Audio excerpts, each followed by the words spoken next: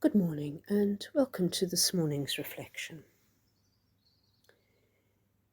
In modern society, to leave a legacy usually means to specify the distribution of your property, money in most cases, to the heirs according to the terms which are described in the will.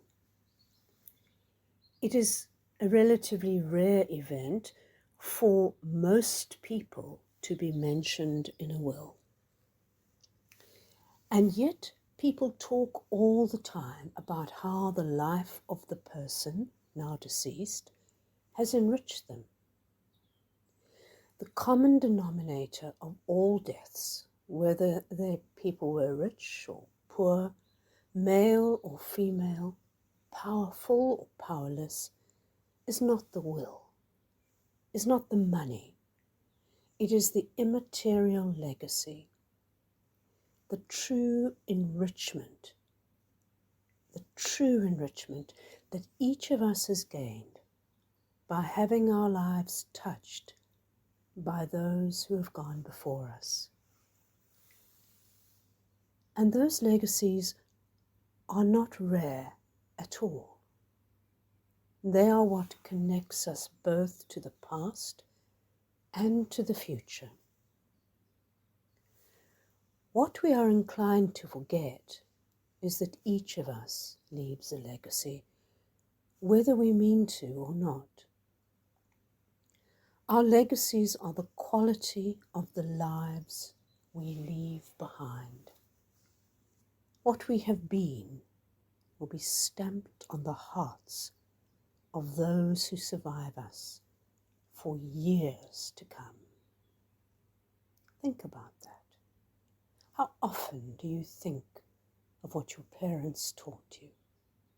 No matter how old you are, you still recall the legacy they left you.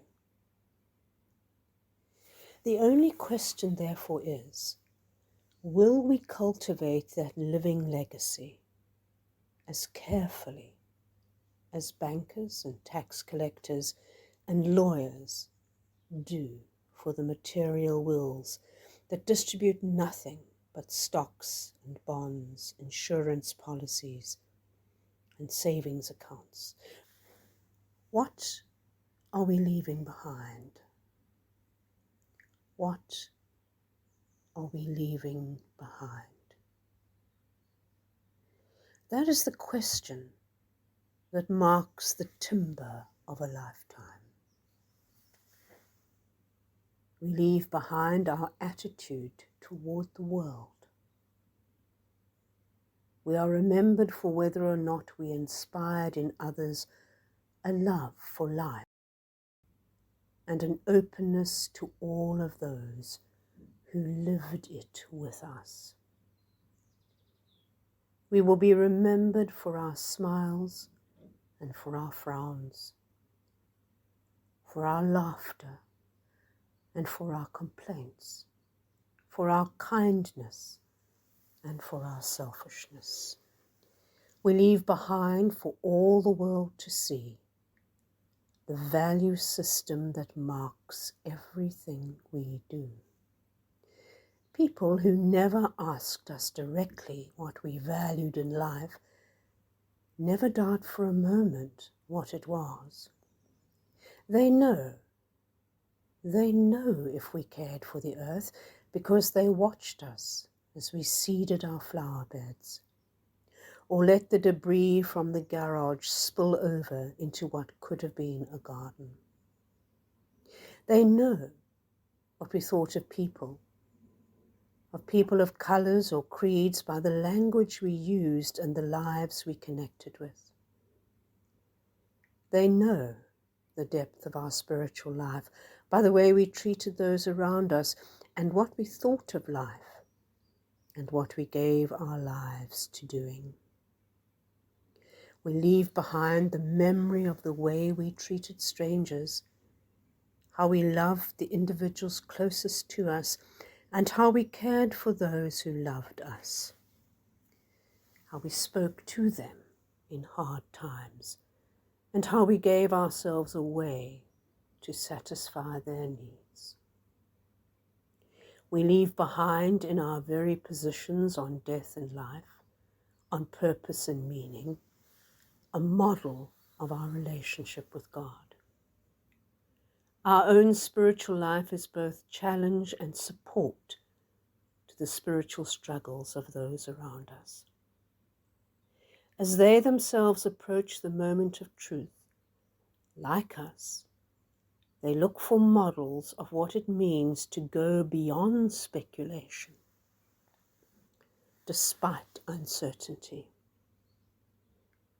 Our legacy is far more than our fiscal worth. Our legacy does not end the day we die. We have added to it every moment of our lives. It is the crowning moment of the aging process. It is the major task of these years. In this period of life, we have both the vision and the wisdom to see that the legacy is what we want it to be. If we need to erase old memories and create new ones, this is the time to do it. If we have lived an unbalanced life, more emphasis on consumption and accumulation than on giving and sharing and saving, these are the years in which to change our way of living so that others can live well. If we have neglected the development of the spirit for the sake of the material, we have the time now to think again, to think about what it means to be alive, to be full of life, to love all of life, to be full of God.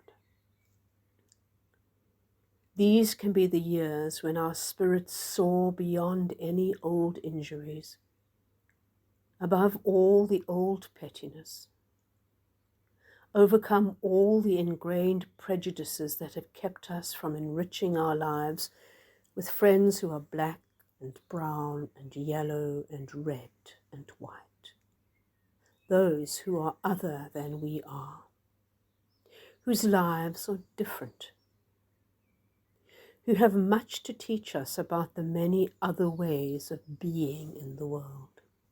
It is time to ask ourselves what legacy we are leaving behind. Because one thing is sure, whether or not we give much thought to it, everyone else we know will. And so the burden of these years is to give in to the thought that personal spiritual growth is no longer an issue for us, and to leave the world a legacy of incompleteness. The blessing of these years is to have the time to complete in ourselves what has been neglected all these years, so that the legacy we leave to others is equal to the full potential within us. Let us pray. Father, you have gifted us with life. You have grown us and drawn us and taught us, encouraged us and led us. And now may we reflect on the legacy that we leave behind. What is it that our lives teach those who look back and remember us? What is the wisdom that others see at work in our lives? Help us to know where we need to change in order to leave a complete legacy, one that points a pathway to you, one that points a pathway to a life well lived. Show us the way. Amen.